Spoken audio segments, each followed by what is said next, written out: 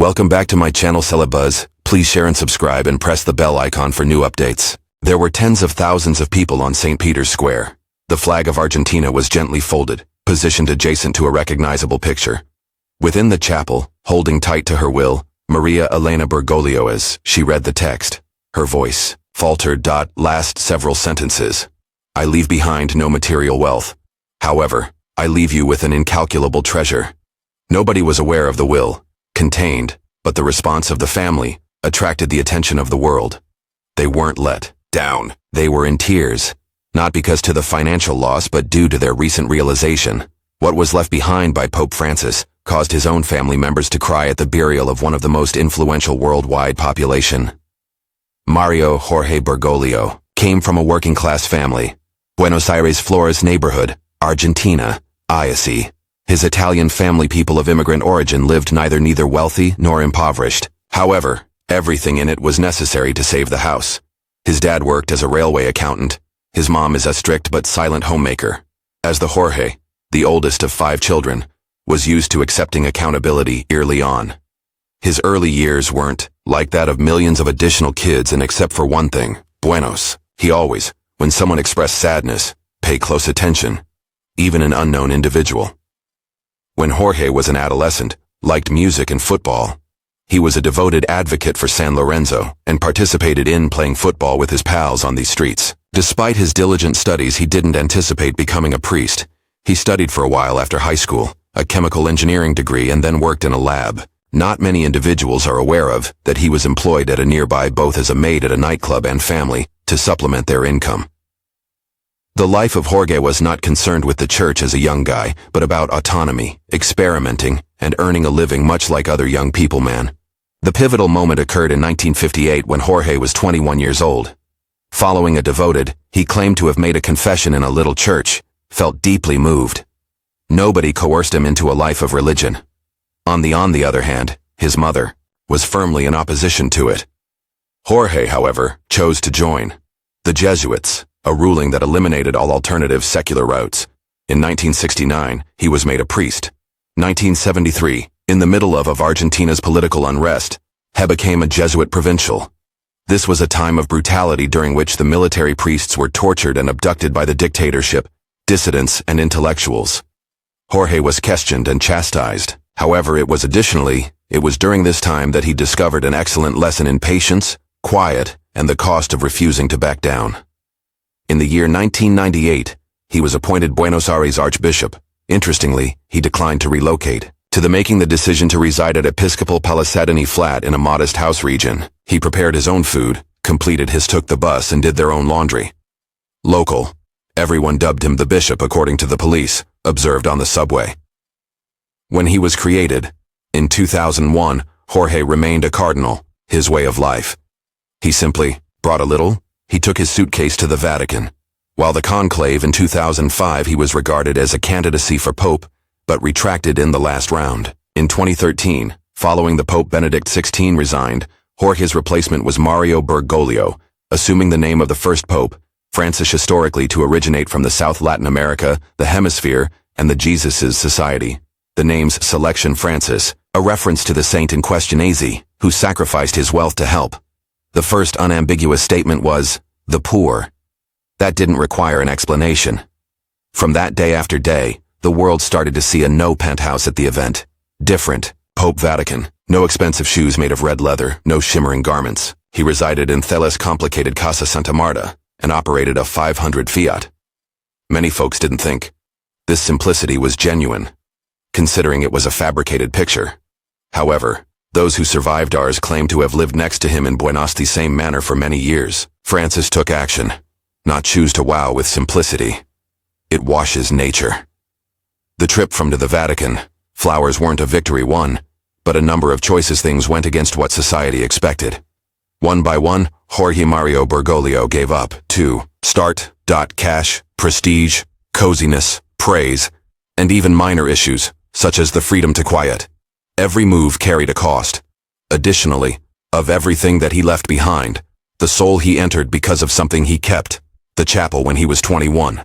In The first, the basic conviction that living for other people is the one item that matters. He was in his first year of vocal in his disapproval of priests who led extravagant lives, referring to them as lost in their religious beliefs. In an effort to, Francis didn't want to ride for comfort in an upscale vehicle in a city where the impoverished pleaded in the streets. The assertion was not rhetoric, it has action behind it. He mandated a thorough examination of Vatican banks, implemented anti-money laundering rules, and he made a demand unparalleled public financial reporting. However, the manner is more crucial. Francis examines world affairs from ethical viewpoint. He doesn't split up his position as Pope from his duty to the world. 2015 saw him publish Laudato Si, a report requesting humanity to reevaluate its connection with the natural world. The document wasn't intended to not only at Catholics, but at all people. According to Francis, the earth is our shared residence, and cautioned that degradation of the environment wasn't a moral problem, but a scientific one. When people prioritize making money over accountability, the most impoverished are the initially to suffer.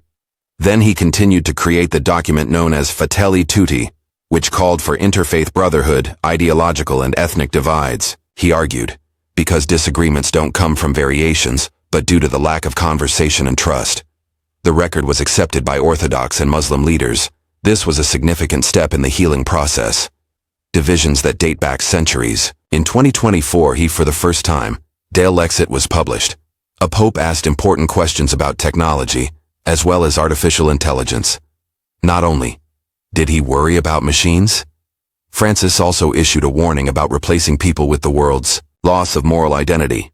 He referred to it as a crisis, driven by algorithms, of ethical quiet. If a pope in the future were to peruse these records, he could observe that was Francis's actual will. Not a paper that was sealed in a Vatican safe, but a publicly constructed set of values gradually over more than 10 years of managing the church. I'm not a bank owner. Account. Francis once stated in a confidential meeting with reporters, I don't have a house, but I'm aware of what I'm leaving behind. Behind. And he did not say it with arrogance.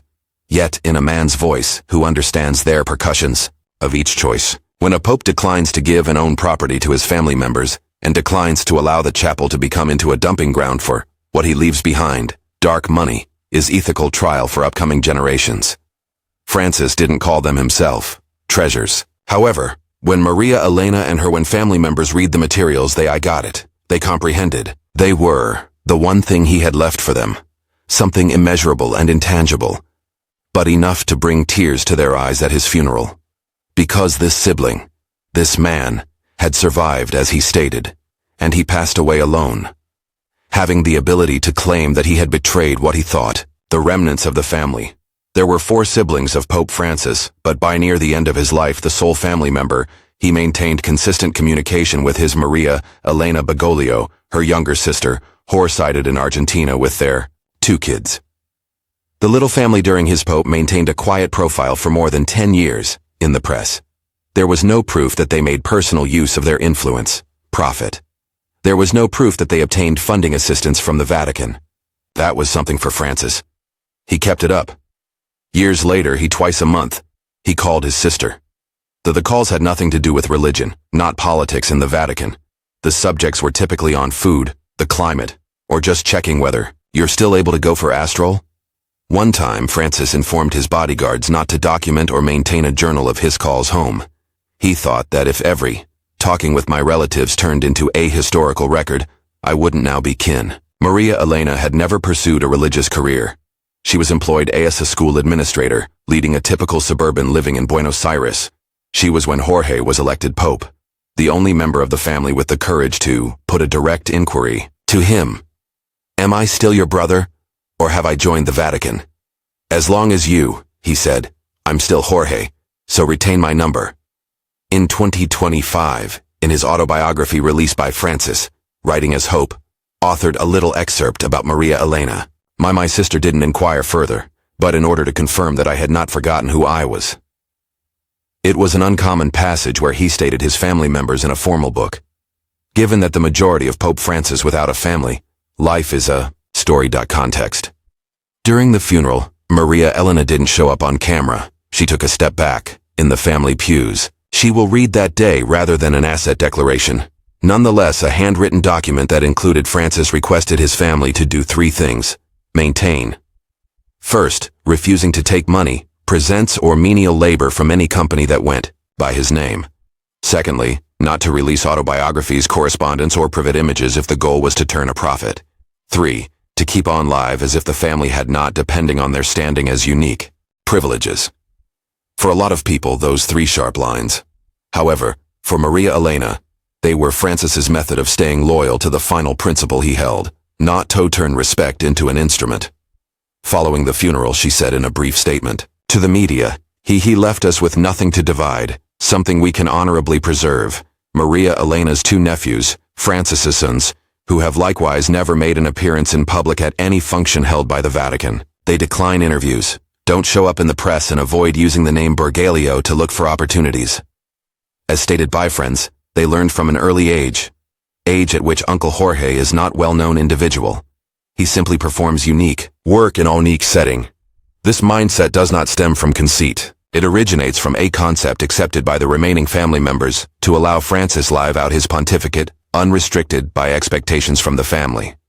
This is really distinct from the perception of strong families that are frequently portrayed in politics or religion, in which family members can become a sort of central power satellite. Francis's family members are bull, not extensions, but works. The worth he left, they were tenets. It was the method to refuse to exploit. It was the attitude of maintaining a suitable distance from the halo. Additionally, because he departed only those guidelines, they wept, not due to the loss of material because to disappointment, but because they recognized the importance of family, did not provide them special treatment, but provided keeping them clean is a more difficult process. Recollection of a man who spent his life as he, the cost of integrity, as they say. Among the first significant setbacks to his reputation came his approach to the Chilean sexual controversy involving abuse. In 2018, Francis first stood up for a bishop who was charged with concealing mistreatment, claiming he had not observed any unambiguous proof. The assertion triggered a backlash right away. Ratings, many victims came forward, and Catholic transparency was demanded by groups. Francis later acknowledged his error, sent an independent inquiry, and agreed to the resignation of the whole bishops in Chile. But the injury to his was difficult to heal faith. Additionally, in the many people's eyes, it was the instant he lost the honesty. He had put up a fierce battle to uphold. Francis's rulings have also been contentious in society, when he permitted the blessing of same-sex couples. In 2023, he received criticism from both sides. Conservatives charged him with contravening the principles of the Church. According to progressives, he didn't go sufficiently, as he still didn't consent to same-sex unions. Francis took action, not hold a press or edit the text conference to clarify. He only stated, love should not be denied to anyone. Inside, his reforms at the Vatican touched on the financial regions, which are the most vulnerable. He dissolved and stopped making dubious investments, a number of foundations thought to have connections to oligarchs, and it was important that many older citizens' financial immunity cardinals. He was ostracized by these acts, inside. At one time, as stated by Il Messaggero, a cardinal order sought in secret to persuade him to sign with a health impairment. Francis kept working, although the resignations or substitutes for numerous of his closest colleagues in social media, particularly on channels that support extremism. A plot. There are theories that Francis is concealing assets, demonstrating his duplicity, somebody living in poverty in order to hide his inner strength. One unconventional news website, he was even referred to as a snake in a white cap. These charges are unproven, yet they have proliferated extensively, particularly in conservative, those that disapprove of his method of society. Additionally, tensions originate from global politics. Francis in 2016 openly disapproved of the building of a U.S.-Mexico border wall, referring to it not Christian. That directly placed him in disagreement with U.S. President Donald Trump. Since then, he has been the focus of assaults from media organizations on the right. He hasn't taken back his statement, though. Rather, he has maintained that faith is not utilized in wall construction. The cost wasn't only in opposition, it was the isolation of questioned by the system that he headed. Francis once confided in a trusted, no one is as hostile as the one priest who makes an effort to maintain order. Never revealed to the public, but was subsequently verified in the priest's private journal. Francis emerges from the exterior to become an internationally admired leader. However, his reformist views within the Vatican decisions have caused dissatisfaction among numerous forces. Francis is aware of it and accepts it. Since he is aware that, if he plays, avoiding disagreement is the only way to keep it secure, the legacy he will leave behind is among, make a compromise, the light's legacy. That as night fell, St. Peter's Square was entirely vacant. For hours, people stood in silence, without a plan, without coordinators, without instructions. Only the light from the candle in the hundreds of hands lifted in reflection on the old stone walls. A few carried images of Pope Francis. Other people held, he had merely bits of paper with lines on it, composed. The most often used expression that, "you live as you believe," was the theme of the night. From South America to Europe, from Africa to tiny Catholic settlements, in Asia, churches all over the world are celebrating memorial masses. However, it's amazing that a large number of there are no festivities coming from churches, but from individuals. A collection of Rio de Janeiro janitors established a lighted little altar on the sidewalk candles and read aloud excerpts from Sea of La Toato. A class of pupils in Nairobi stayed on campus and read an rendition of Fratelli Tutti in English. Thus, the pictures don't require direction from the church. They occur on their own, sincerely and silently. Not everybody was in agreement with each choice Francis made. However, many people regarded his core legacy to be true. Generosity without a proclamation, and compassion without logic. In a world growing ideological divide, technology, politics, and Francis's, there are no laws about legacy. It can be found in the decision to live simply, slowly, and live for other people. As he put it, he lacked the desire to abandon anything outstanding. "All I want is to be, if I am heard, I will be remembered," showed up on the text's final page. At the funeral, Maria Elena read it. There was no preaching, no manifesto, merely a kind ending from a man who he was never the center of attention. Years following his passing, academics will undoubtedly provide a numerical summary of Francis's rule, how many documents were issued, financial changes, the number of internal things were taken care of. However, for the majority of those who had even one encounter with him, what people most recall about him is not their regulations. He shook hands in a certain way. The manner in which he bowed and refused to allow the person is obscured by formal distance. When he first arrived, I was going to bow to him, remembered a worker at the Santa Marta guest house.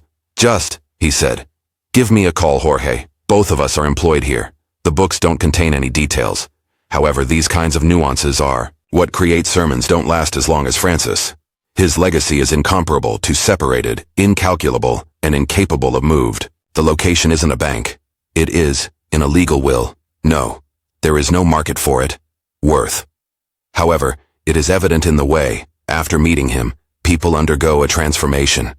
In the how his family members adhere to the values he lived by, and in the perspective of the impoverished, appreciated when he arrives without ceremony. Maria Elena remained silent, once again following the funeral. She went back to Buenos Aires, where she lives every day. When contacted by an international reporter she merely stated in an interview, "We are not lamenting a pope. We are grieving and the most difficult thing isn't to acknowledge his death, but to cling on his beliefs at a time when the world is transforming so rapidly." No music was playing at the service's last seconds. No, only a recording of well-known hymns played. Francis's voice was clean and quiet. "If I leave you with anything, it's the belief that there is a place for goodness in this world, either on the Vatican's campus or streets." Maybe what people recall is not what he believed about Pope Francis during his lifetime, but what he was prepared to give up in order to protect himself, undamaged. The tale of the treasure that it is not about money that brought his family to tears, but about an individual's lifestyle such that his loved ones don't feel like the end. Despite their loss, they believe they need to proceed. If you discovered something else as well worthy of contemplation from his life, kindly post a remark. We'd be delighted to understand your thoughts.